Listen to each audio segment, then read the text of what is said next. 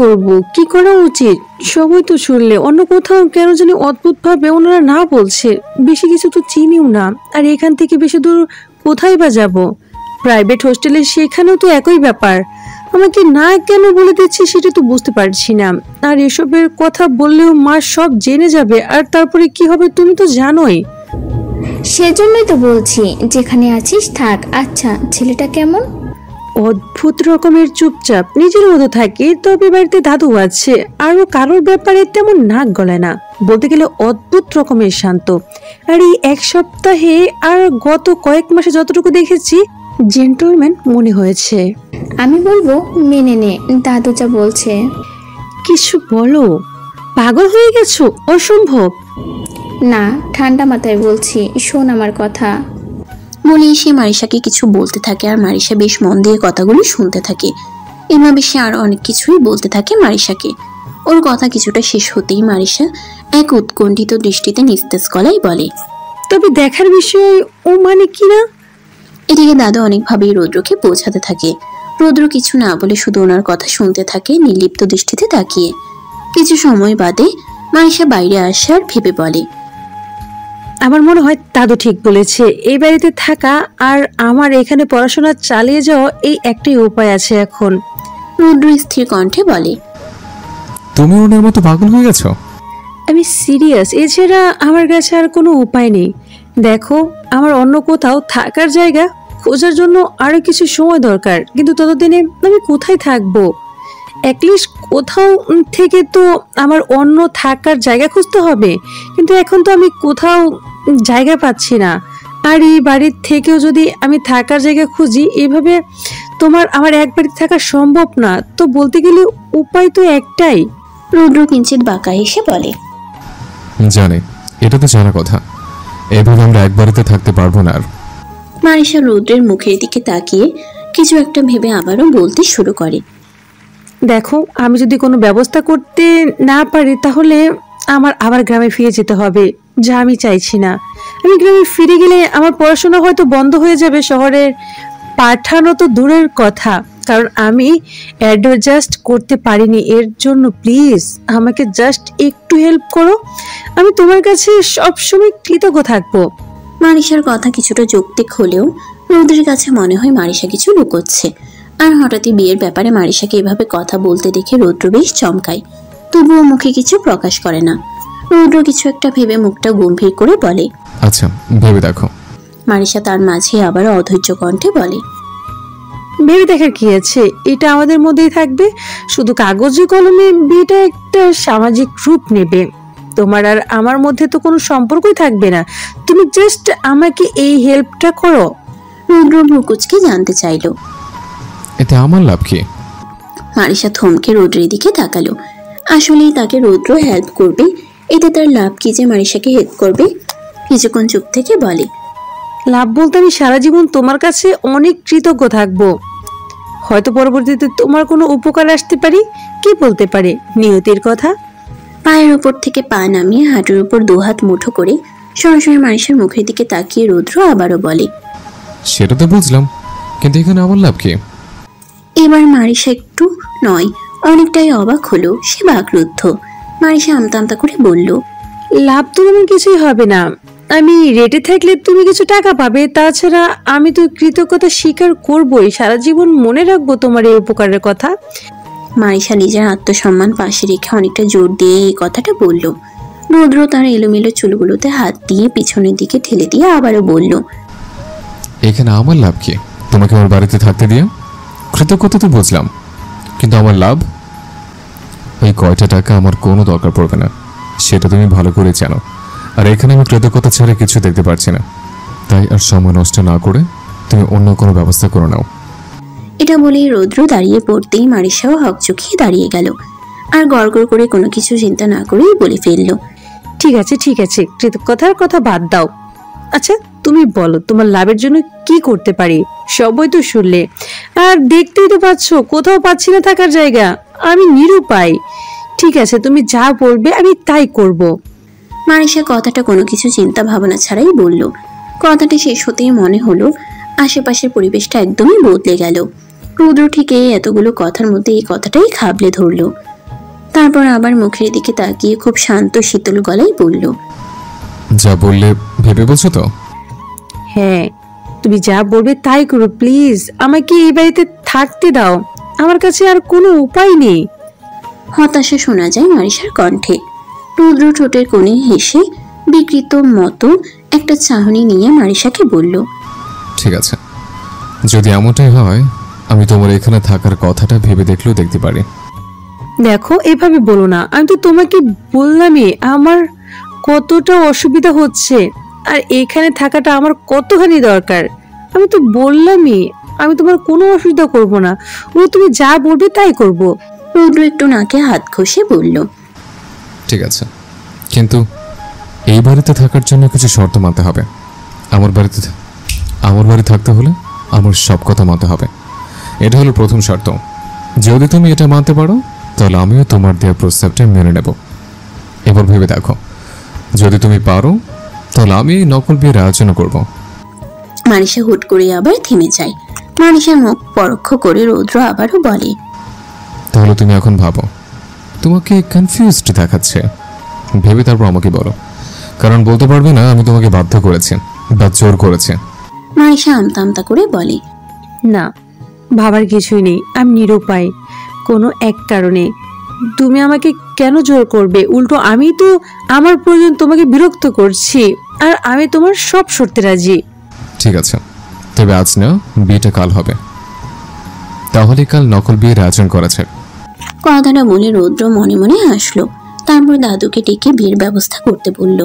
অবশেষে কোনো আয়োজন ছাড়াই পরদিনে কোনো এক কাজীকে ডেকে সাক্ষী হিসেবে দাদুকে রেখে তারা বিয়ে করে নেয়। মারিশা মার্সিটের গেট দিয়ে ঢুকতেই সীমান্তকে দেখে থেমে গেল। সীমান্ত মারিশাকে দেখে হেসে তার সামনে এগিয়ে এলো। মারিশাও সীমান্তকে দেখে হাসার চেষ্টা করলো। আসলে মারিশা লোকটাকে যত খারাপ ভেবেছিল ততটাও খারাপ সে না। যতটা মারিশা ভেবেছিল সীমান্ত বোধহয় অহংকারী টাইপের। তার উপরে প্রথম দিনের একটা মিসআন্ডারস্ট্যান্ডিং হয়েছিল। সীমান্ত হাসি মুখে এগিয়ে এসে মারিশাকে দেখে বলল, কি অবস্থা তোমার? তুমি কি একদিন ক্লাসে আসোনি? আর তোমাকে দেখতে কেমন অসুস্থ লাগছে। মারিশা আবারও মিষ্টি হাসলো, তারপর বলল, আসলে অসুস্থ ছিলাম, সাথে বাসা চেঞ্জ করেছি, তাই আর কি। ও আই সি। তোমার ওই গ্রুপ এটা ওয়ার্ডটা কত দূর? ওটা কমপ্লিট, তার জন্য thanks. Not mention. See you again. Okay. Simanta বিদায় নিতেই মারিশা ক্লাসের দিকে চলে গেল। মারিশার পিছন পিছন রৌদ্র ক্লাসে ঢুকলো। ওদের দুজনকে একসাথে ক্লাসে ঢুকতে দেখে নিনিতা অবাক হলো। মারিশা যে নিনিতার পাশে বসতেই নিনিতা কিছুটা ফিসফিস করে জিজ্ঞেস করে, কাজ হয়েছে? নিনিতা আশেপাশে চাইলো, তারপর বলল, কিভাবে হলো? আমি তো ভেবেছি লোকটা মানবেই না, মানলেই কি করে? মারিশা থতমত খেয়ে নিনিতার দিকে তাকায়। কিভাবে ম্যানেজ করেছে তা শুধু মাত্র রৌদ্র, মারিশা আর দাদু জানে। এই ব্যাপারটা কারো কাছে বলা যাবে না, আর এটা তারা সিরিয়াসলি নিচ্ছেও না। শুধু একটা পরিচয় লাগতো, হয়ে গেছে। এখন যেই যার পথে। আর মারিশার কাছে রৌদ্রকে কেমন জানি মনে হয়। রৌদ্র মারিশার থেকেও অদ্ভুত। মারিশা নিনিতার দিকে তাকিয়ে এগুলো ভাবছিল, তাই কথার জবাব না পেয়ে নিনিতা মারিশাকে খোঁচা দিতেই চোখ রাঙিয়ে তাকায়। তা দেখে নিনিতা হেসে বলে, চুপ করে আছো কেন? কিভাবে কি করলে বলো? মারিশা পিছনে রৌদ্রের দিকে তাকায়। এখানে মাথা নিচু করে তার ডিজাইনের মেজারমেন্ট করে যাচ্ছে মনে হচ্ছে। মারিশা একটা লম্বা শ্বাস টেনে নিনিতার দিকে তাকায়। ওর হাব ভাব দেখে নিনিতা অবাক হয়ে জিজ্ঞেস করে, কি হয়েছে তোমার? ঠিক আছো? নিনা, তোমার আইডিয়াটার জন্য থ্যাঙ্কস। আমি দাদুকে বুঝিয়ে বলেছি, তাই তিনি লোকটাকে কনভিন্স করেছে একটুকুই, আর আমি ঠিক আছি। নিনিতা হাসলো। মেয়েটা বেশি কথা বলে না, নিজের মধ্যে আবদ্ধ থাকতে পছন্দ করে, যা নিনিতার একদমই পছন্দ না। এসব ভেবেই হাসলো, তারপর বলল, ওই কাজটা কতদূর তোমরা করে নিয়েছো? রুদ্রের কাছে। তাহলে ঠিক আছে, কিন্তু এই ছেলে ক্লাসে সারা দিন মাথা নিচু করে কি এত বই পড়ে, আর আর্কিটেক্টের ডিজাইন স্কেচ করে কি জানি, আবার টপও করে। মারিশা অবাক হয়ে নিনিতার দিকে তাকায়। তা দেখে নিনিতা আরো উৎসাহ নিয়ে মাথা নাড়িয়ে নাড়িয়ে বলতে শুরু করে, আর হ্যাঁ, ভালো কথা, তুমি তো যেই কয়েকদিন আসোনি তখন আমাদের টার্ম হয়েছে। তাই নাকি? হুম, আর এই ছেলেটা অদ্ভুত, ক্লাসে কারোর সাথে কথা বলে না, নিজের মতোই থাকে। আমার তো মাঝে মাঝে মনে হয় এটা মানুষই না, গোস্ট। মানসা কিছু না বলে নিনিতার থেকে চোখ সরিয়ে রৌদ্রের দিকে তাকালো। স্যার চলে গিয়েছে একটু আগেই। মানসা বলল তার লাইব্রেরিতে কাজ আছে, নিনিতা চাইলে জয়েন করতে পারে। নিনিতা যাবে না করে উঠে মারিসার সঙ্গ দেয়। মেয়েটাকে নিনিতার কাছে কেমন কমফোর্ট জোন টাইপ লাগে। নিনিতার ঠিক বিপরীত সব বৈশিষ্ট্য মারিসার মাঝে বিদ্যমান, তাই ভেবে নিনিতা হেসে মারিসার সাথে হাঁটা দেয়। কিছু দূর যেয়েই নিনিতা বলে তার কিছু কিনতে হবে, সে অনেক ক্ষুধার্ত। মারিসার কিঞ্চিত বিরক্ত লাগলো, তবে তা প্রকাশ করলো না। অগত্যা নিনিতার সাথে মারিসাকেও ক্যান্টিনে যেতে হলো। মারিসা ক্যান্টিনের ভিতর ঢুকতে একটা টেবিল থেকে ভেসে আসলো। আরে মিস ক্যান্টিন যে, হঠাৎ করেই তার আচরণে ধুলো পড়ল। এখন মনে হচ্ছে এটা ক্যান্টিন। মারিসা বুঝলো এটা একটা কটু বাক্য, তবুও রেসপন্স না করে শান্ত থাকার চেষ্টা করলো। ততক্ষণে ওই একই টেবিল থেকে ভেসে আসলো। ক্যান্টিন, একটু এদিকে আসুন, আমরা একটু শুনি হঠাৎ এখানে আসার কারণ কি। মারিসা নিজেকে সামলানোর চেষ্টা চালিয়ে যাচ্ছে। তার এদের সাথে কথা বলার বিন্দুমাত্র ইচ্ছে বা আগ্রহ নেই, কিন্তু ততক্ষণে ওই টেবিল থেকে আরো অনেক বাক্য ছুড়ে দিয়েছে মারিসার পানে। সহ্য করতে না পেরে মারিসা চোখ তুলে তাকায়। না আজকে সিনিয়র নেই, তাই এত বেশি এগুলো কথা বলছিল। মারিসা ওদের দিকে আগাতেই যাবে, নিনিতা এসে মারিসার হাত ধরে বলে, ওদিকে কোথায় যাচ্ছ? আমার সাথে চলো, আমার কাজ হয়ে গেছে। মারিসা আর কিছু বলল না, চুপচাপ ক্যান্টিন থেকে বেরিয়ে পড়তেই নিনিতা জিজ্ঞেস করে কি কারণে তারা ওসব বলছিল। মারিসা নিনিতাকে প্রথম দিন ও পরের দিনের সব কথা খুলে বলে। সব শুনে মারিসার দিকে তাকিয়ে বলে, সব রেখে সিনিয়র ঝামেলা করার আর মানুষ পেলে না? অবশ্য senior Simanta is a perfect guy, but সাথের গুলো একটা অপদার্থ। সিনিয়র দেখে মাথা কিনে নিয়েছে, এমন বিহেভ করে। মারিসা কোনো কথা বলল না। লাইব্রেরি ঢোকার আগ পর্যন্ত নিনিতাই কথা চালিয়ে গেছে, আর মারিসা নীরব শ্রোতার মতো শুনে গেছে। নিনিতা বিদায় জানিয়ে চলে যেতেই মারিসা লাইব্রেরি যে একটা বই নিয়ে বসতেই কোথা থেকে সীমান্ত এসে বসে। মারিসা বুঝলো তার পাশে কেউ এসে বসেছে, তবে মাথা তুলে দেখার আগ্রহ জন্মালো না। সীমান্ত মারিসার দৃষ্টি আকর্ষণ করার জন্য মৃদু আওয়াজে কাশি দিতেই মারিসা তাকায়। সীমান্ত তা দেখে হাসে। মারিসাও হাসার চেষ্টা করলো। ওরা কথা বলতেই যাবে, তখনই পাশে চেয়ারটা টেনে রৌদ্র বসে পড়লো। মারিসা ভেবেছিল নিনিতা এসেছে, কিন্তু তাকে ভুল প্রমাণ করে রৌদ্র এসে বসে। মারিসার চোখ কোটর থেকে বেরিয়ে আসতে চাইছে। এই লোক না ক্লাস শেষে চলে যায়, এখন আবার এখানে আসলো কি করে? মারিসার চোখ বিস্ময়ে বড় বড় হয়ে আছে।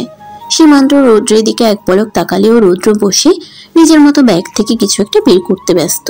মারিসা অবাক হয়ে তাকিয়ে থাকলে সীমান্ত ভাবলো মারিসা তার ক্লাসমেটের সামনে তার সাথে কথা বলতে ইজি না, তাই সে উঠে চলে গেল। আর এদিকে মারিসার অবাক যেন কিছুতেই কাটছে না। কিন্তু রৌদ্রের মুখ পরখ করলে মনে হবে এখানে কিছুই হয়নি, এখানে সে ছাড়া আর কেউ এক্সিস্টও করে না। রৌদ্র খাতার দিকে মুখ রেখে বলল, সীমান্তের সাথে তোমার এত কি? ওর থেকে দূরে থাকবে। লাইব্রেরিতে শুনশান নীরবতা। হঠাৎ করে এমন একটা কথা শুনে মনে হলো লাইব্রেরিতে কেউ ভয়ঙ্কর কোনো বোমা ফাটালো। এমনই মনে হলো রৌদ্রের এই কথাটা। মারিসা যার সাথে ইচ্ছে তার সাথে কথা বলবে, এই জিনিসও কি এই ছেলে ঠিক করে দেবে নাকি নামমাত্র একটা সম্পর্কের জন্য এসব বলছে? মারিসার মুখ থেকে বিস্ময় কাটছেই না, আর সে বুঝছেও না যে রৌদ্রর মতো একটা ছেলে তাকে এসব উটকো জিনিস নিয়ে কথা বলবে। তবুও মুখটাকে স্বাভাবিক রেখে মারিসা জবাব দিল, আমি কার সাথে কথা বলবো না বলবো তা তোমাকে জিজ্ঞেস করব? রৌদ্র ব্যাগটা ধরাম শব্দে টেবিলে রেখে মারিসার দিকে তীক্ষ্ণ নজরে তাকালো। ওর চাহনি দেখে মারিসা ভিতরে ভিতরে ভরকালো, তবে প্রকাশ করলো না। শব্দ শুনে আশেপাশে বসে থাকা প্রায় সবাই ওদের দিকে তাকিয়ে যা দেখে মারিসা খুবই ইতস্তত বোধ করে, আর কোনো কথা বলে না। সবাই আবারও নিজেদের কাজে মনোনিবেশ করলে রৌদ্র ধীর কণ্ঠে বলে, কথা পারবে না? I don't like too much stuff. Marisa অদ্ভুত দৃষ্টিতে রৌদ্রের দিকে তাকালো, তবে তা পাত্তা না দিয়েই রৌদ্র লাইব্রেরি থেকে চলে গেল, আর রেখে গেল হতবাক মারিসাকে।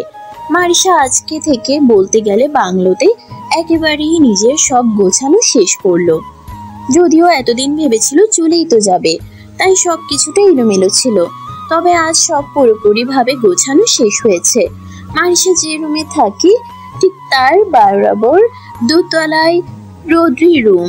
মারিশা আগেও এই বাসে থাকলেও কখনো বাংলোটা দেখা হয়নি। সব রুমই মোটামুটি লক করা ছিল, আর মারিশারও দেখার আগ্রহ জাগেনি।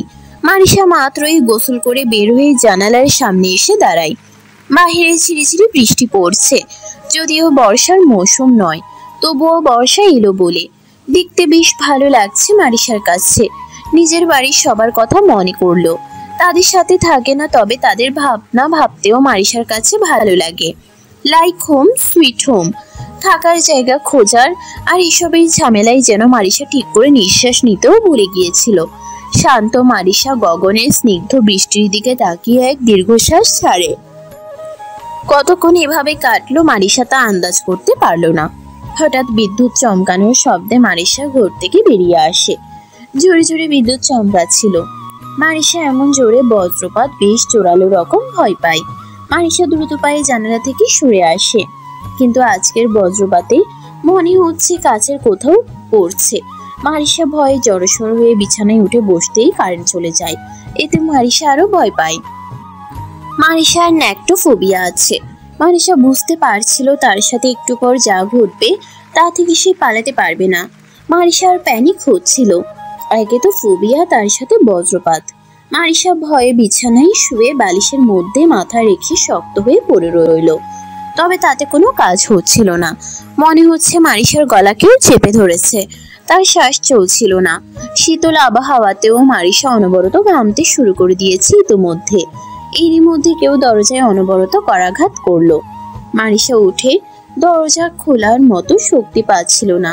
মনে হচ্ছিল তার শরীর অবশ হয়ে আসছে। তবুও সে উঠে দাঁড়ালো। অন্ধকার হাতড়ে দরজার পর্যন্ত যাবে, কিন্তু তার পা কাঁপছিল। কোনো মতে সে গিয়ে দরজা খুলতেই রৌদ্রকে একটি মোমবাতি নিয়ে দাঁড়িয়ে থাকতে দেখে। সে এদিক ওদিক না তাকিয়ে সরাসরি রৌদ্রকে শক্ত করে জড়িয়ে ধরল। রৌদ্র মারিশার হঠাৎ এমন কাণ্ডে কিছুটা অবাক হয়।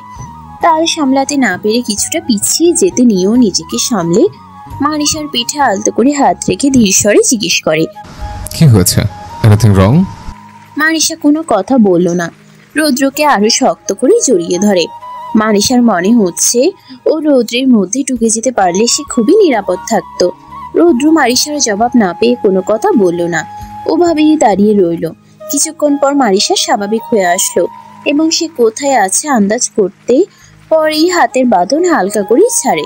মারিশার অস্বস্তিতে লজ্জায় কান উষ্ণ হয়ে উঠল। রৌদ্রের থেকে কিছুটা দূরে সরে এসে দৃষ্টি নিচু রেখে মারিশা কৈফিয়ত দেওয়ার মতো বলল, সরি, আমি অনেক ভয় পেয়ে গিয়েছিলাম। রৌদ্র একটু উঁচু করে জিজ্ঞেস করলো, ভয়? মারিশা রৌদ্রের মুখের দিকে তাকিয়ে মাথা নাড়ল। তারপর আবারও জবাব দেওয়ার ভঙ্গিতে বলল, বজ্রপাতের শব্দ আমার অনেক ভয় লাগে, সাথে কারেন্টও চলে গিয়েছিল, আর আসলে একটু ফোবিয়া আছে। Oh I see, are you all right নাও?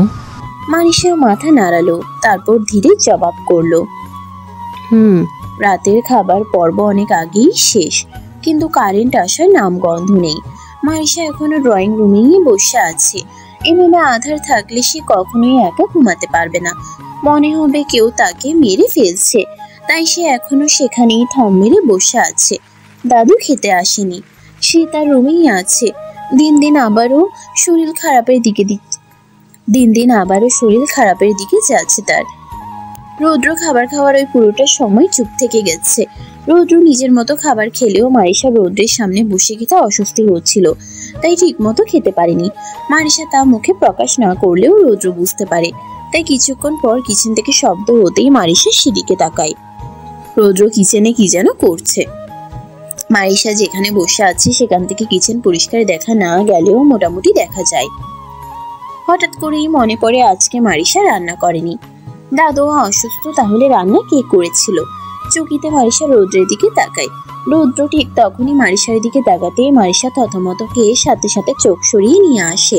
তাহলে রান্নাটা রৌদ্র করেছিল। এই ছেলের এত গুণ, আর কি কি যে দেখতে হবে। মারিশা এসব ভাবতে ভাবতেই রৌদ্র এসে হালকা কিছু রাতের খাবার রাখে। মারিশা প্রশ্নবোধক চাহনি নিয়ে তাকায় রৌদ্রের দিকে। তাই রৌদ্র বলল, নিজের জন্য বানিয়েছিলাম, মনে হচ্ছে আমাদের দুজনেরও হয়ে যাবে, খেয়ে নাও। মারিশা কিছু বলতে যাবে তার আগেই রৌদ্র আবারও বলল, তখন কিছু খেতে পারোনি, তাই এটা খেয়ে নাও। মারিশা আর কিছু বলল না, চুপচাপ খেয়ে নিল। মারিশা আসলেই সে তখন ঠিকমতো খেতে পারেনি। ওভাবে ভয় পাবার পর খাবার কি আর গলা থেকে নামে? তার মধ্যে রৌদ্রের সাথে প্রথমবারের মতো এক টেবিলে অস্বস্তি হবারই কথা। রৌদ্র ফ্রেশ হয়ে পানি নিতে আবারও নিচে আসলে দেখে মারিশা এখনো সোফায় জড়সড়ভাবে বসে আছে, আর 3টে মোম প্রায় শেষের দিকে। তাই মারিশা বারবার মোমগুলোর দিকে অসহায় হয়ে তাকাচ্ছে। সে দৃশ্য সিঁড়িতে দাঁড়িয়ে নির্লিপ্ত চোখে দেখতে থাকে, আর মারিশা দুশ্চিন্তা তার বোধগম্য হয়।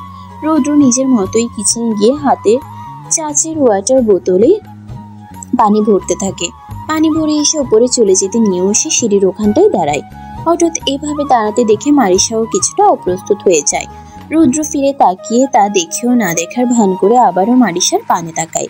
মারিশা রৌদ্রের দিকেই তাকিয়েছিল, তাই রৌদ্র সেখান থেকে দাঁড়িয়েই বলে, এখানে বসে আছো কেন? এমনি। রৌদ্র ভ্রুকুচকে তাকালো। এমনি কেউ এত রাত অব্দি বসে থাকে? হঠাৎ তখনকার কথা মনে পড়তেই রৌদ্র মারিশাকে জিজ্ঞেস করে, যদি বেশি খারাপ লাগে তাহলে তোমার রুমে ক্যান্ডেল নিয়ে যাও, তাহলেই তো হয়। আর বজ্রপাত? রৌদ্রের মনে হলো এখনো বাহিরে বৃষ্টি থামেনি, রাতে হয়তো আরো নামতে পারে। তাই রৌদ্র কিছুক্ষণ ভাবলো, তারপর ভারী গলায় বলল, চাইলে দোতলা আসতে পারো, তারপর দেখা যাক কি করেছে। বলেই রৌদ্র তার ঘরের দিকে প্রস্থান করে। মারিশা কিছুক্ষণ থম মেরে বসে থাকে, তারপর উঠে দাঁড়ায়। রৌদ্রের পিছন পিছন উপরে চলে যায়। রৌদ্র তার রুমে যায়। ওখানে যেই মারিশা অনেক অবাক হয়। রুমটা অনেক বড় এবং অনেক সুন্দরভাবে গোছালো। বেশ কয়েকটি জিনিসের মধ্যে চোখে পড়ার মতো ছিল একটা বড় দেয়াল বুকশেলফ, যেটা ভর্তি অনেক বই। যদিও অন্ধকারে খুব বেশি বোঝার জো নেই। হঠাৎ করেই ঘরটা মৃত আলোকিত হয়ে উঠলে মারিশা ভাবনাচ্যুত হয়। রৌদ্রের দিকে তাকালে সে নির্লিপ্ত গলায় বলে, দাঁড়ো এখানে, আমি আরো কিছু মোম জ্বালিয়ে দিচ্ছি। আর তুমি? পাশের রুমে আছে। মারিশা রৌদ্রের কথায় অবাক হয়। যে নিজের নোটসটা পর্যন্ত মারিশাকে দিতে নাকুচ করেছে, যে নিজের জিনিস শেয়ার করতে পারে না, সে নাকি এতটা হেল্পফুল। ব্যাপারটা অতি আশ্চর্যজনক হলেও সত্যি। এদিকে প্যানিক অ্যাটাকের দরুন ভয় কিছুটা কমলেও মারিশার প্রচন্ড রকমের মাথা ধরেছে। থেকে থেকেই মনে হচ্ছে ধরনী তার চারিদিকে ঘুরছে। মারিশা কিছুটা টালমাটাল হতেই রৌদ্র পাশ ঘর থেকে বেরিয়ে এসে ওকে দৃষ্টিগোচর করে বলে, কি হয়েছে? কিছু না, মাথা ধরেছে। মারিশা তখনও দরজার কাছেই দাঁড়িয়ে থাকলে রৌদ্র ঘরের ভেতর থেকে বলে, শরীর বেশ অস্বাভাবিক খারাপ লাগায় মারিশা খুব বেশি ভ্রুক্ষেপ না করেই বিছানায় কিছুটা জড়সড় হয়ে বসে। আর তখনই তার দৃষ্টি কাড়ে রৌদ্রের দিকে। রৌদ্র 3-4টে মোমবাতি জ্বালায়। মোমবাতির লালচে আলোতে রুমটা কেমন অদ্ভুত সুন্দর রং ধারণ করেছে। সাথে রৌদ্র ধূসর রঙের ধারালো ডাগর চোখগুলো কেমন জলজল করছে। মারিশা রৌদ্রের ওইখানেই বারবার আটকায়। মারিশা রৌদ্রের প্রতিটা পদক্ষেপে অবলোকন করছিল, যা রৌদ্রের বোধগম্য হয়। মোমবাতি জ্বালাতে থাকা অবস্থায় রৌদ্রের হাত থামে, তারপর হুট করে তাকাতেই মারিশা থতমত খায়। এইভাবে হঠাৎ করে তার দিকেই তাকাতে হবে কেন? আর ওই চোখ, মনে হচ্ছে ওই চোখ দিয়েই বুকের ভিতরটা ছিদ্র করে দেবে। তীব্র মাথা ব্যথাতে মারিশা 2 হাতে মাথার দুপাশ চেপে ধরে। রৌদ্র মোম জেলে ওর দিকে এগিয়ে এসে বলে, মেডিসিন নেই? ওর আচমকা কথায় মারিশা মাথা তুলে ওর দিকে তাকালে অবসাদগ্রস্ত মারিশার মায়াবী মুখাবয়ব চোখে পড়ে রৌদ্রের। মারিশা ব্যথায় কপাল কুঁচকে বলে, না, শেষ হয়ে গেছে। এখানে আসার পর আজই এমন হলো। এর মধ্যে শেষ হয়ে যাওয়াতে আর কেনাও হয়নি। ঘুমের ওষুধ খেয়ে নিতে পারো। যতদূর আমি জানি প্যানিক অ্যাটাক হলে ঘুমের ওষুধ খাওয়াই যায়, এতে ঘুম ভালো হবে। ব্যথায় আর শরীরের অস্বস্তিতে অতিষ্ঠ মারিশা যেন সজাগ দেখেও জ্ঞানে নেই। কোনো মতে এতটুকু সাড়া দিতেই রৌদ্র চলে যায় সেখান থেকে। তবে সেদিকেও মারিশা ভ্রুক্ষেপ দেখায় না। খানিক বাদে রৌদ্র ঘুমের ওষুধ নিয়ে এসে প্রতিক্রিয়াহীন মুখে বলে, চাইলে এটা খেয়ে নিতে পারো। মারিশা আবারও ওর দিকে তাকিয়ে ওর হাতে বাড়িয়ে দেওয়া ওষুধের দিকে তাকায়। সে নিজেও জানে এই মুহূর্তে এই রাতে তার এসব কিছুর হাত থেকে মুক্তি পাওয়ার উপায় নেই। একটাই, এক অজানা অন্ধকারের উপর বিশ্বাস রেখে মারিশা শরীরের প্রবল অস্বস্তি থেকে মুক্তি পেতে ওষুধটা নিয়ে নেয় রৌদ্রের থেকে। ওষুধটা নিতেই রৌদ্র স্থির কণ্ঠে বলে, ঘুমিয়ে পড়ো, আমি পাশে আছি, অসুবিধা হলে ডেকো। নির্লিপ্ত কণ্ঠে এতটুকু বলে এসে চলে যায়। আর মারিশা ওষুধটা খেয়ে নেয়। রৌদ্র চলে যাবার পরই মারিশা বিছানায় শুয়ে পড়ে। বিছানায় শুয়ে হঠাৎই মারিশার মনে হতে থাকে তার কি রৌদ্রের প্রতি কৃতজ্ঞতা ভার দিন দিন বেড়েই চলেছে না। যত যাই হোক, রৌদ্র এখন মারিশার স্বামী। আসলেই স্বামী নাকি নকল স্বামী? আপন মনে আলতো হাসলো মারিশা। ইতিহাসে বোধহয় মারিশাই প্রথম যে স্বামীর ঘরে প্রথম থাকছে, তাও স্বামী ছাড়া। অবশ্য এটা একটা নামে মাত্র সম্পর্ক, তবুও সম্পর্ক তো। এসব ভাবতে ভাবতেই ব্যথা কিছুটা ছাড়তেই মারিশা তার অজান্তেই পাশবালিশ জড়িয়ে ধরে গভীর ঘুমে আচ্ছন্ন হয়। ততক্ষণে বাহিরের বৃষ্টি আরো বেড়েছে, মনে হচ্ছে দুনিয়ায় তাণ্ডব চালাচ্ছে। এমন সময় রুমের দরজাটা খট করে খুলে গেল। রৌদ্র নিঃশব্দে ঘরে ঢুকলো, এক তীক্ষ্ণ দৃষ্টিতে রুমটা পর্যবেক্ষণ করে। ঘরের মোমবাতির আলোয় ঘরটা কেমন আবেদনময়ী রূপ ধারণ করেছে। রৌদ্র ধীর পায়ে বেডের পাশে এসে দাঁড়ায়। রৌদ্র এসে এবার মারিশার পাশে বসে পূর্ণ দৃষ্টিতে মারিশার দিকে তাকিয়ে মারিশাকে দেখে। তারপর একটু ঝুঁকে এসে মারিশার মুখটা ভালো করে দেখে। একটা মিষ্টি ঘ্রাণ ভেসে আসছে মারিশার শরীর থেকে। এই ঘ্রাণটাই রৌদ্র পেয়েছিল যখন মারিশাকে ক্রস করে ভার্সিটি থেকে বের হচ্ছিল। মারিশার কাছে এসে সে লম্বা একটা শ্বাস টেনে নিল। তারপর আরেকটু কাছে যেয়ে মারিশার ওষ্ঠে আলতো করে হাত বুলালো, কিন্তু নিজেকে সামলাতে পারলো না, তাই আলতো করে ঠোঁট ছোঁয়ায়। হাত উঁচিয়ে মারিশার গালে হাত রাখে। মারিশার কাছ থেকে ওভাবেই মারিশাকে দেখতে থাকে রৌদ্র। তারপর শরীরের থেকে সরে যাওয়া যে চাদরটা ছিল, সেই চাদরটা দিয়ে মারিশাকে ভালোভাবে ঢেকে দিল, যাতে ঠান্ডা না লাগে। ওভাবেই আবারও কিছুক্ষণ তাকিয়ে দেখে মারিশাকে। মারিশার শ্বাস প্রশ্বাসের জন্য তার বুক ওঠানামা করছিল, যা রৌদ্রকে ভিতর থেকে আরো পাগল করে তোলে। বাহিরে বৃষ্টি হচ্ছে আর রৌদ্রের মনে হচ্ছে ঝড়। রৌদ্র আরেকটু এগিয়ে আসলো, শক্ত হাতখানা রাখলো মারিশার কপালে, দেখে নিল শরীরে জ্বর আছে কিনা। রৌদ্রের শরীরের রগে রগে শিরায় শিরায় তখন আন্দোলন চলছিল। তার চোখে আরো গভীর উন্মাদনার সৃষ্টি হতেই সে আস্তে করে উঠে দাঁড়িয়ে পড়ল। তারপর বারান্দাতে গিয়ে দাঁড়ালো। একটা দীর্ঘশ্বাস নিয়ে ভাবতে লাগলো, কোথা থেকে কি হয়ে গেল? এই মেয়েটা কিভাবে আমার পৃথিবীতে এন্ট্রি নিল? যেন কিছু বোঝার আগেই অনেক কিছু হয়ে গেল। হঠাৎ ঝড়ো হাওয়ায় বৃষ্টির ফোঁটাও গায়ে লাগলো। রৌদ্র বারান্দার থাইয়ের গ্লাস টেনে পাশের রুমে চলে গেল। It's all about destiny, destiny makes them together. মারিশার ঘুম ভাঙে বেলা করে। আজকে ভার্সিটি ছিল না, তাই কোনো সমস্যাও হয়নি। মারিশা উঠে বসে কোমর সমান সিল্কি চুলগুলো একটা খোপা করে ঘরে চোখ বোলায়। বারান্দার পর্দা সে রাতে ফেলেনি তাহলে? রৌদ্র কি রুমে এসেছিল? না, রৌদ্র আসবে কেন? হয়তো তা ফালানোই ছিল, সে খেয়াল করেনি।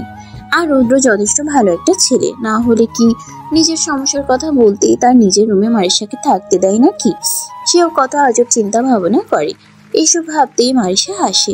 উঠে বারান্দার দিকে যেতে নিয়েও কি মনে করে না যেয়ে দরজা খুলতেই রৌদ্রের মুখ ফুটে ওঠে। রৌদ্রকে হঠাৎ দেখে মারিশা ভরকায়, তবে তা প্রকাশ করেনি। রৌদ্র স্বাভাবিক কণ্ঠে বলে, ঠিক আছে, এখন ঘুম হয়েছে?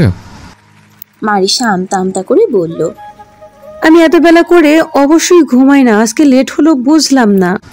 ঘুম ভালো হবারই কথা। মারিশা অবাক হয়, ওর ঘুম ভালো হয়েছে তা রৌদ্র কি করে বুঝলো? মারিশা কিছু বলতে যাবে তার আগেই রৌদ্র বলল, রাতে তুমি মেডিসিন নিয়েছিলে। এই কথা শুনে মারিশা চকিত হয়, আপন মনে বলে ওঠে, আসলেই তো, আমার তো খেয়ালই নেই। মারিশা নিজেকে স্বাভাবিক রেখে বলল, ও হ্যাঁ, থ্যাঙ্কস রাতে এতটা হেল্পফুল হওয়ার জন্য। তো তুমি মেডিসিন নিয়েছিলে, you just forget it in no time. কখনো কখনো হয় এমন আমার সাথে, অতিরিক্ত ভয় পেলে রাতারাতি মনের করতে কষ্ট হয় কি হয়েছিল, ব্রেনে চাপ পড়ে, তবে আস্তে আস্তে সব মনে পড়ে যায়। Oh, I see. আমি রুমে যাব। Go ahead. এতটুকু বলেই মারিশাকে যাবার জন্যে তার রুমের দরজা ছেড়ে দাঁড়ায় রৌদ্র। মারিশা চলে যাবার পরই রৌদ্র আর চোখে চেয়ে দেখে। রৌদ্র রাতে রুমে গিয়েছিল, তা মারিশা টের পায়নি, অবশ্য পাওয়ার কথাও না। আর টের না পাওয়ার কারণটাও এখন রৌদ্রের কাছে স্পষ্ট। সকালে মারিশা একা একাই ব্রেকফাস্ট করে। আজকেও রৌদ্র এগুলো তৈরি করেছে যা মারিশা বুঝলো। খাওয়া শেষ করে মারিশা দাদুকে ডাকতে চায়। মারিশা যে দাদুর পাশে বসে, দাদুকে মারিশা ডাকে। মারিশা ভেবেছিল হয়তো দাদুও সকালে খেয়ে নিয়েছে, কিন্তু এদিকে দাদু উঠেইনি। মারিশা দাদুকে এত ডাকার পরও সাড়া না পেয়ে শরীরে হাত দিতেই তার শরীরের একরকম মারিশা দাদুকে এত ডাকার পরও সাড়া না পেয়ে শরীরে হাত দিতেই তার শরীরের একরকম ঝটকার মতো লাগলো। দাদুর শরীর একদম ঠান্ডা শীতল বরফের মতো হয়ে গেছে। মারিশার মস্তিষ্ক যতক্ষণে সচল হয়, মারিশা একটা বিকট চিৎকার দিয়ে কিছুটা দূরে ছিটকে আসে। মারিশার এমন প্রবল চিৎকারে রৌদ্র ছুটে আসে। রৌদ্র এসে দেখে মারিশা দাদুর ঘরে এক কোণে জড়সড় হয়ে বসে কেমন ভীত হয়ে দু হাঁটু একত্রে করে গুটিসুটি হয়ে মাথা নিচু করে বসে থরথর করে কাঁপছে। রৌদ্র ধীর পায়ে মারিশার সামনে হাঁটু ভাঁজ করে বসে মারিশাকে কি হয়েছে জিজ্ঞেস করতেই মারিশা মাথা তুলে তাকায়। মারিশা মুখ তুলে তাকাতেই চোখে পড়ে তার পুরো মুখ ভয়ে অশ্রু জলে লেপ্টে আছে। সে রৌদ্রের দিকে তাকিয়ে কোনো মতে হাত গুছিয়ে দাদুর খাটের দিকে দেখায়। রৌদ্র সেদিকে তাকিয়ে দেখে আবারও মারিশাকে জিজ্ঞেস করে, কি হয়েছে? দাদু দাদু উনি দাদুর শরীর কেমন ঠান্ডা হয়েছে, সারা দিচ্ছে না? এসব বলেই মারিশা আরো বেশি ভরকে গেল। রৌদ্র মারিশার কথা শুনে চমকালো কিনা বোঝা গেল না। সে স্বাভাবিক ভঙ্গিতে মারিশার হাত ধরে ওকে উঠিয়ে নিজের রুমে রেখে এসে দাদুকে চেক করে। রৌদ্র ওনার নার্ভ ধরতেই বুঝতে পারে উনি নেই। তবুও আশেপাশে মানুষ নেই বিদায় রৌদ্র কাছের কবরস্থানে গিয়ে সেখানকার লোকদেরকে বলে আসে তার বাসায় একজন মারা গিয়েছে। তবুও নিশ্চিত হতে তার একজন ডাক্তার নিয়ে যায় এবং সে বাকিদের নিশ্চিত করে যে উনি সত্যিই মারা গিয়েছে। রৌদ্র কবরস্থানের লোকদের সাথে যোগাযোগ করে বলে তার শেষকৃত্য যেন তাড়াতাড়ি হয়ে যায়। সমস্ত শেষকৃত্য সম্পন্ন করে রৌদ্র সেখান থেকে এসে দেখে মারিশা সে আগের মতোই বিছানায় হাঁটু ভাঁজ করে তার উপর মাথা রেখে নিঃশব্দে কাঁদছে। রৌদ্র হেঁটে এসে মারিশার মাথায় একবার আলতো করে হাত রাখতেই মারিশা রৌদ্রের দিকে তাকিয়ে ঠোঁট উল্টে কেঁদে দেয়। রৌদ্র বুঝতে পারে এক রাতের প্যানিক অ্যাটাক আর রাতারাতি এভাবে একজন মানুষ মারা যাওয়া, তাও আবার না বুঝেই তার গায়ে হাত দেওয়াতে মারিশা প্রচন্ড রকম আতঙ্কিত হয়ে আছে। রৌদ্র ওর মাথাতে হাত রেখে প্রতিক্রিয়াহীন মুখে বলে, ইটস ওকে, যেটা হবার সেটা হয়ে গেছে, don't Cry, it's a natural thing, don't be so sad, alright? Marisha মাথা নাড়িয়ে হ্যাঁ বোঝায়। রৌদ্র তারপর বলে, তাহলে আর কি হতো না? সেই তখন থেকেই থম মেরে সোফায় বসে আছে মারিশা, আর তার সামনে রৌদ্র বসে বই পড়ছে। মারিশা মুখে হাত দিয়ে দাঁত কামড়াচ্ছে আর রৌদ্রের দিকে আর চোখে তাকাচ্ছে। কিছুক্ষণ পর রৌদ্র উঠে দাঁড়াতেই মারিশা কিছুটা হকচকিয়ে উঠে দাঁড়িয়ে বলে, কোথায় যাচ্ছ? রৌদ্র মারিশার মুখের দিকে তাকালো। দেখিয়ে বোঝা যাচ্ছে সে অনেক ভীত। মারিশার কপালের পাশে বিন্দু বিন্দু ঘাম জমেছে। বোঝাই যাচ্ছে মেয়েটা মনে মনে ভয় পাচ্ছে। প্রথমবারের মতো কোনো মৃত মানুষের এতটা কাছে ছিল মারিশা। তার উপরে না বুঝে শরীরে হাতও দিয়েছিল, তাই ভয়ে যেন শরীরে বারবার কাটা দিয়ে উঠছিল। রৌদ্র নির্বিকার হয়ে বলে, ঘুমোতে, তুমি যাও। আমি? হ্যাঁ তুমি। না মানে আমার আসলে বেশ ভয় লাগছে, আমার ঘুম আসছে না। মারিশার এমন জবাবে রৌদ্র মারিশার মুখের দিকে পূর্ণ দৃষ্টিতে তাকিয়ে হাতে বুক বেঁধে একটু ঝুঁকে এসে জিজ্ঞেস করে, তাহলে কি করবে? বসে থাকবে এভাবে? বলে চলে যেতে লাগলে মারিশা বলে, আজ এই নিচের ঘরে আমার কিছুতেই ঘুম আসবে না। এইটুকু বলে মারিশার ঠোঁট কামড়ে ধরে। কিছুক্ষণ পর রৌদ্র নিজে থেকেই আবার বলে, তাহলে কোথায় ঘুম আসবে? কিছুটা তাচ্ছিল্য করে বলে, মনে হচ্ছে আমার ঘর ছেড়ে তোমার ঘুম আসছে না। মারিশা থতমত খায়। এই ছেলে কথা বলে না আবার এমন কথা বলে মারিশার কাছে মনে হয় কেউ বোম মেরে গেছে। মারিশা দ্বিধাগ্রস্তের ন্যায় তাকিয়ে মাথা ঝাঁকিয়ে বলে, না আমি সেটা বলিনি, কিন্তু আমার সব মিলে খুব ভয় করছে। আমি কখনো কোনো মৃত মানুষকে এত কাছ থেকে দেখিনি, তাও আবার দাদু এই আমার পাশের ঘরেই থাকতো। রৌদ্র একটা হতাশ শ্বাস ফেলল, তারপর বলে, ঠিক আছে এসো। কোথায়? আমার রুমে। আমি তোমার সাথে ঘুমাবো না। আমি কখন বললাম আমি তোমার সাথে ঘুমাবো? ধীর কণ্ঠে বলেই কপাল কুঁচকে এক ভ্রু একটু উঁচু করে রৌদ্র। এবারও মারিশা নিজের কথাই নিজেই ফেঁসে গেছে। মারিশার মনে হচ্ছে নিজেকে নিজে কষিয়ে দুটো থাপ্পড় দিতে পারতো, তাহলে ভালো লাগতো।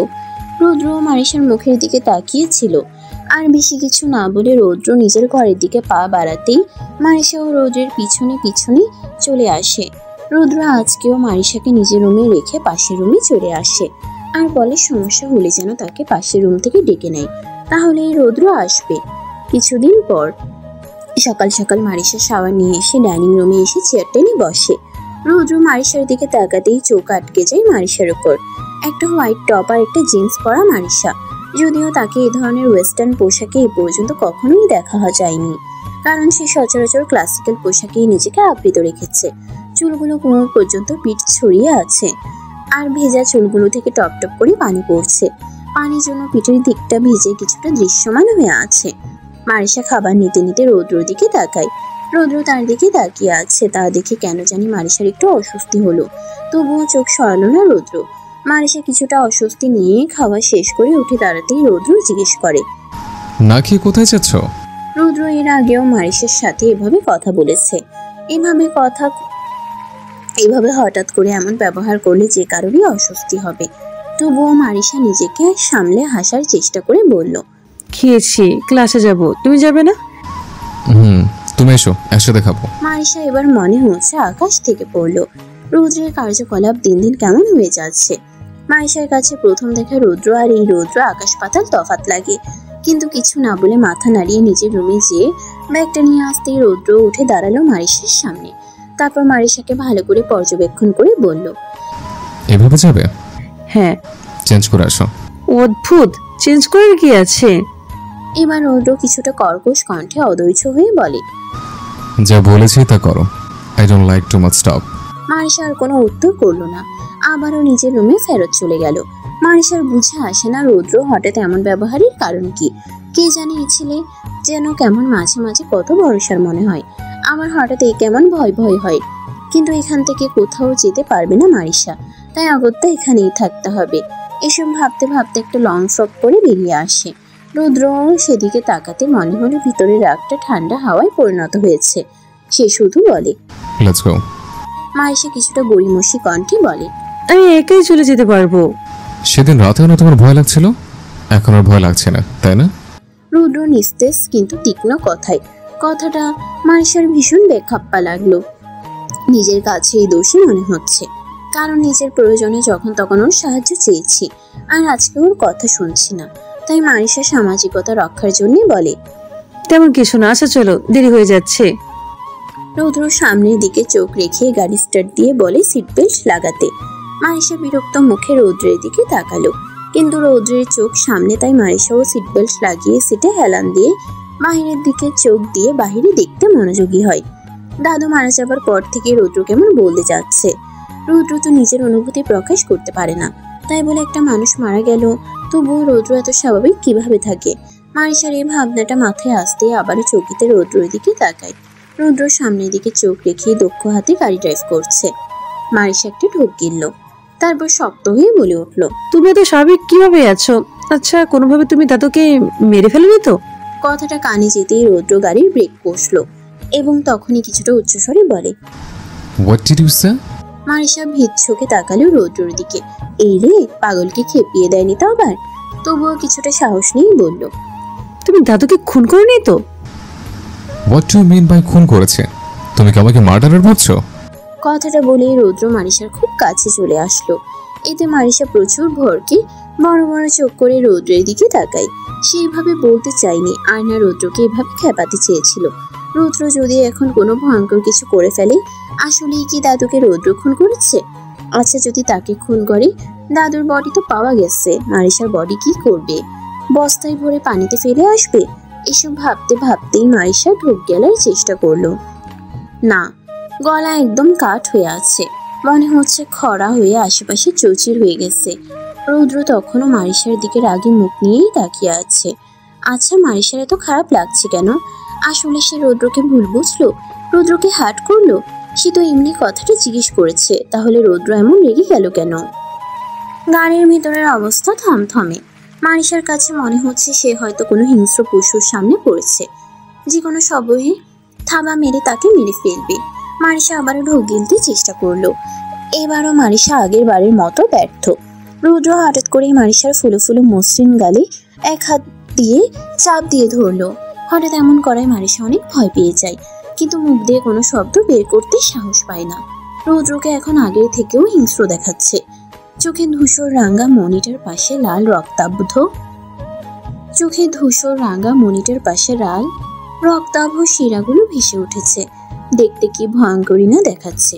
রৌদ্র গালে আরেকটু চাপ দিতেই অস্পষ্ট কণ্ঠ থেকে বেদনা মিশ্রিত শব্দ বের হয়ে আসলো। রৌদ্র নিজের মুখটা আরো একটু সামনে নিয়ে মারিশার চোখে গাঢ় দৃষ্টিতে চোখ রেখেই বলে, আজকে বলেছ এটাই লাস্ট। কোন দিক থেকে আমাকে মার্ডারার মনে হয়? উনি অসুস্থ ছিল, মারা গেছে। এখানে তুমি আমাকে মার্ডারার ভাবছো? ভাবতে মনে হচ্ছে তোমাকে মেরে ফেলে। এসব বলেই মারিশাকে ছেড়ে নিজের আগের জায়গায় বসে নিজের চুল টেনে ধরে স্টিয়ারিংয়ে ধপ করে হাত দিয়ে সজোরে আঘাত করে। আর মারিশা ছাড়া পেতেই বড় বড় শ্বাস নিল। একটু আগ পর্যন্ত মনে হচ্ছিল তাকে রৌদ্র মেরেই ফেলবে। স্টিয়ারিংয়ে এভাবে আঘাত করতে দেখে মারিশা কিছুটা ভয় পায়, আর রৌদ্র জানালার বাহিরে তাকিয়েই থাকে। মারিশা নিজেকে কিছুটা সামলে মিনমিন করে বলে, আমি আসলে এসবে বলতে চাইনি, সরি। রৌদ্র তখনও মারিশার দিকে তাকালো না। রৌদ্র আবারও গাড়ি স্টার্ট দিতেই মারিশা কিছুটা জড়তা কণ্ঠে বলে, আমি নেমে যাচ্ছি। ওয়াই? এমনি আমি একা চলে যেতে পারবো। রৌদ্র এবার গভীর গলায় বলে, এখন তো আবার এটাই মনে হচ্ছে আমি তোমাকে খুন করবো, তাই না? না, আমি সেভাবে কিছু বলিনি। তাহলে নেমে কেন যাবে? আমি যেতে বলেছি। আচ্ছা ঠিক আছে, চলো। মারিশাকে ভার্সিটির সামনে নামিয়ে দিতেই মারিশা জিজ্ঞেস করে, তুমি ক্লাস করবে না? না। বলে রৌদ্র গাড়ি ঘুরিয়ে বাড়ির দিকে রওনা হলো।